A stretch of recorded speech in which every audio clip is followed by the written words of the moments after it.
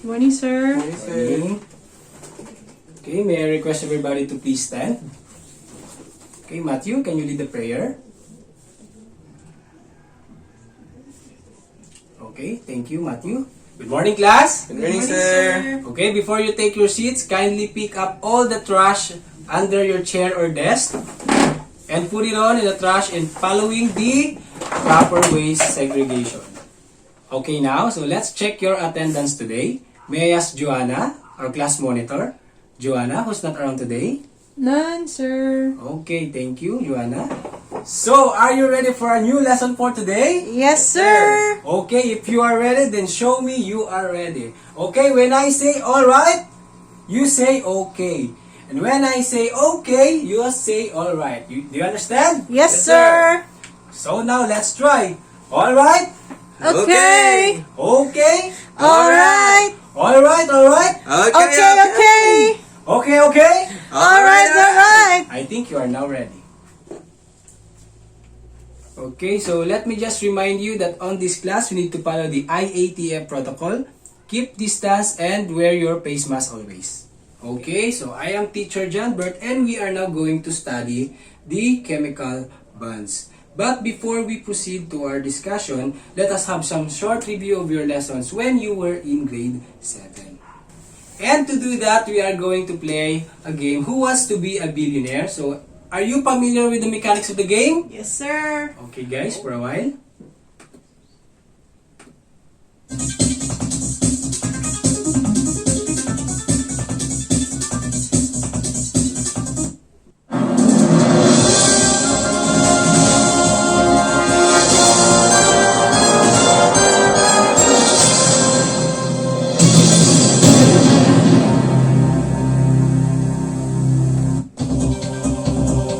Okay, for the first question, so anybody from the class can answer and read the questions.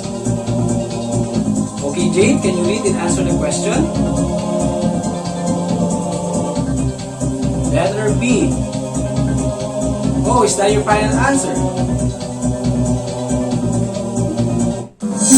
Okay, very good, Jade. Thank you.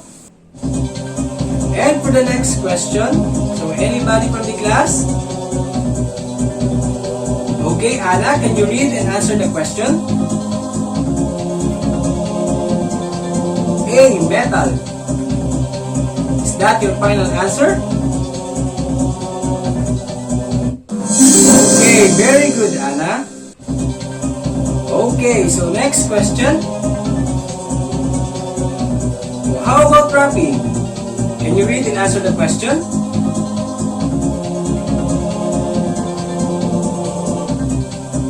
Are you sure? Letter C.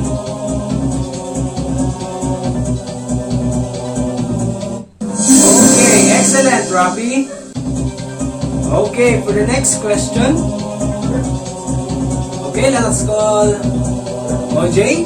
Can you read and answer the question?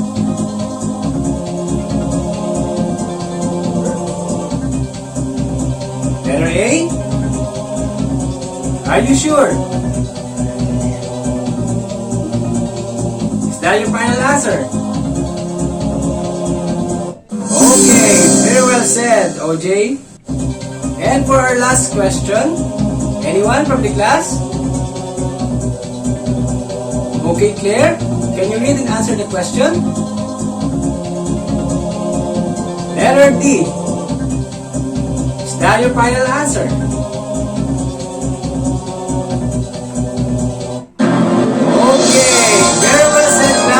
Thank you guys for your participation. I believe that you still recall your lessons when you are in grade 7. Very good. For today's lesson, the following objectives are expected to meet. Anyone from the class who wants to read it? Yes, Junicio? Okay, thank you for that, Junicio. So now take a look at the screen. So there are some unfamiliar words that we need to unlock first before we start our discussion. Okay, first, polarity. Attraction toward a particular object or in a specific direction. Next is electronegativity. It's the tendency of an atom to attract a shared pair of electrons. And the last is the ionization energy, the amount of energy required to remove an electron from an isolated atom or molecule.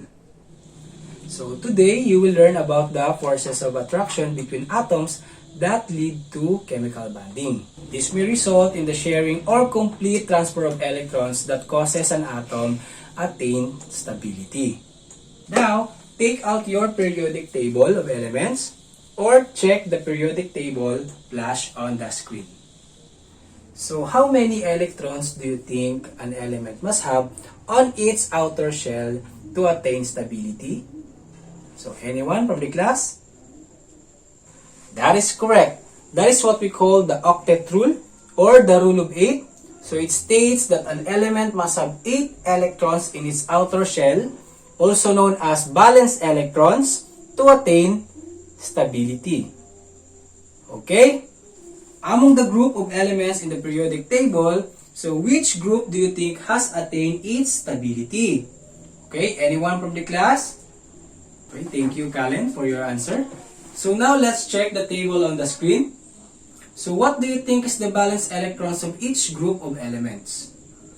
Okay, yes, April? 1, sir. Yes, Charisse? 2, sir. Yes, Daisy? 3, sir. Yes, Arnel? 4, sir. Yes, Amy? 5, sir. Yes, Reynald? 6, sir.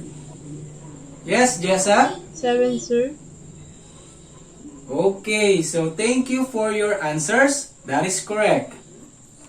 So now, check your periodic table of elements or look at the screen once again. Look for the words electronegativity and ionization energy. How will you compare the electronegativity values between metals and nonmetals? Anyone from the class? Yes, Peachy? Do you want to share something? Yes, very well said, Peachy. Thank you. So now, how about the ionization energy values of the metals and non-metals? Anyone from the class? Yes, Aldrin? That is correct. So, thank you, Aldrin. So now, based from the values of ionization energy and electronegativity, which among metals and non-metals do you think is most likely to lose electrons and most likely to gain electrons? Anyone from the class? Yes, J. Mark? Excellent, J. Mark. Thank you. So, are you still with me? Yes, sir. So, let me check if you're really still with me. Alright? Okay. Okay? Alright. Okay, so I'm glad that you are still with me. Today, we are going to conduct an activity entitled Chemical Bond. But before we proceed, so on the screen are the things to remember while conducting this activity. Okay? So let us divide the class into 4 groups. Okay, you may count 1 to 4. 1.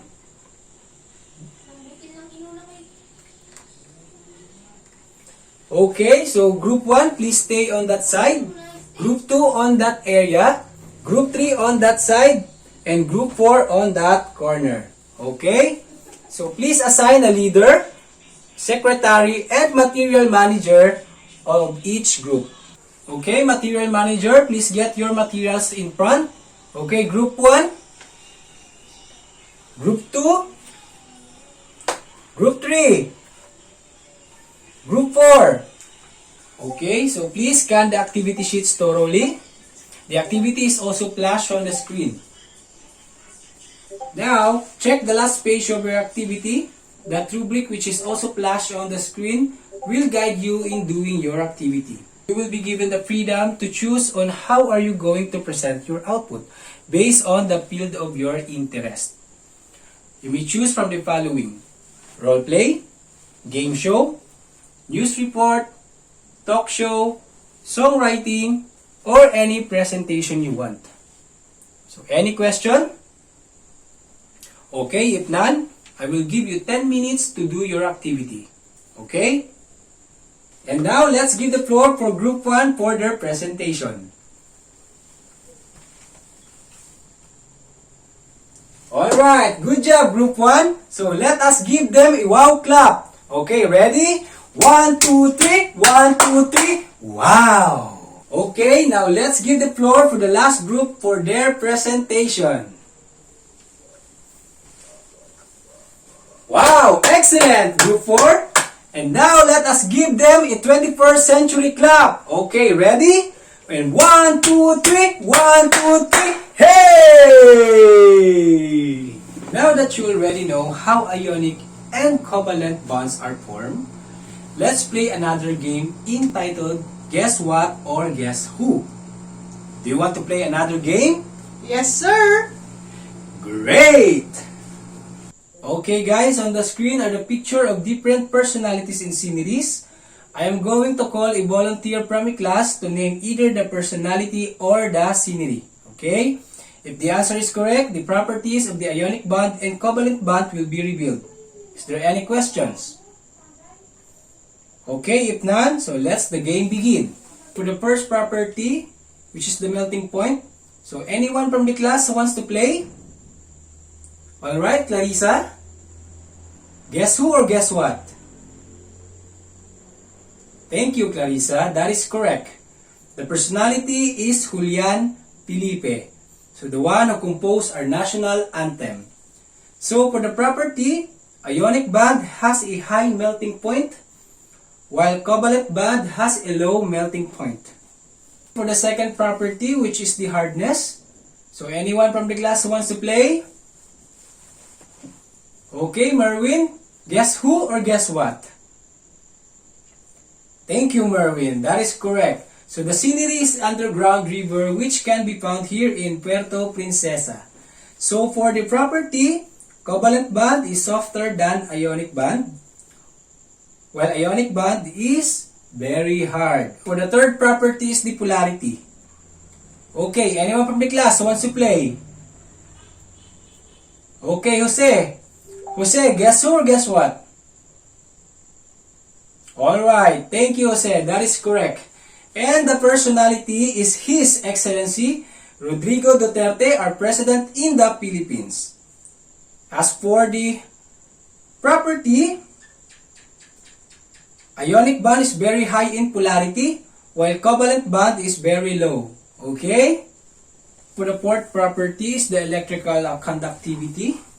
Okay, anyone from the class who wants to play? Yes, Precious? Guess who or guess what? Alright, thank you, Precious. That is correct. And the personality is our national hero, Jose Protasio Rizal.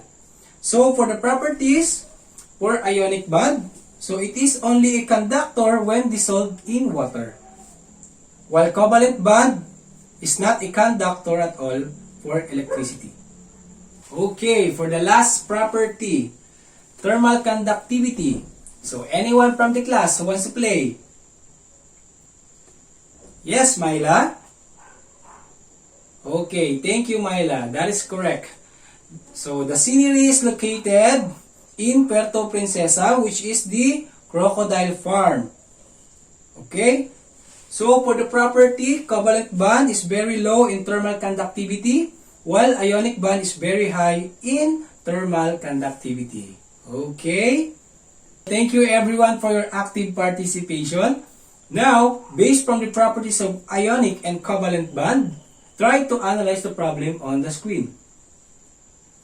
Okay, magnesium chloride or MgCl is a crystalline compound and has a high melting point of 987 Kelvin. What type of bond is MgCl and why? Okay, so who wants to try? Okay, Lovelyn. Good job. It is an ionic bond since it has a high melting point. For question number 2. So iron oxide or FeO is also known as rust. It does not dissolve in water but soluble on strong acids. What type of bond is FeO and why? Okay, who wants to try? Yes, Mark. Perfect. It is a covalent bond since it has low polarity. So, why do you think we need to know about the chemical bonds? Anyone? Thank you. So, why do you say so? Yes, May. Thank you, May. So, can you cite specific activities that you can apply the properties or the use of ionic and covalent bond in human life? Yes, Kim. You have a good point. Okay, is there any question? Okay, if none, so at this point, we are going to summarize our lesson. For our last game, we are going to play fuck or bluff. Say fuck if the statement is correct, and say bluff if the statement is wrong. Okay, so anyone from the class who can read and answer the question? Okay, thank you for that answer. And the answer for statement number 1 is fuck. Alright, so next. Yes, Mary Rose? Okay, thank you. And the answer is fuck. And next is, yes, Maan. Okay, that is bluff. And next is Carmila. Okay, thank you. Yes, that is bluff. Okay, for number 5 statement, yes, Kate. Okay, that is bluff. And number 6, yes, Glumaine. Okay, that is fuck. So, thank you for your participation. So, at this point, you're going to have your 5-item test, and you will be given 5 minutes to answer it.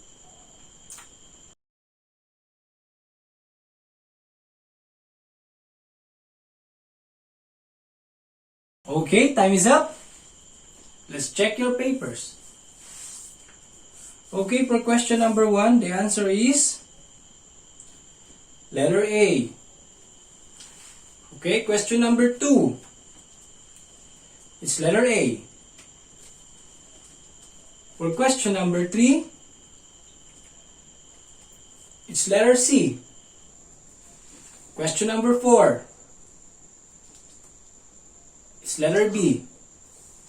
And question number 5, letter D. Okay, is there anyone got a perfect score? Very good. 4 points. Okay, very good. 3 points. Okay. Is there anyone got 2 points? None? Okay, very good. Is there anyone got 1 point? 0 point. Okay, very good. All of you got the expected score. So for your assignment, please read how ions are formed in advance. Okay? And that's all for today. Goodbye, class! Goodbye, sir.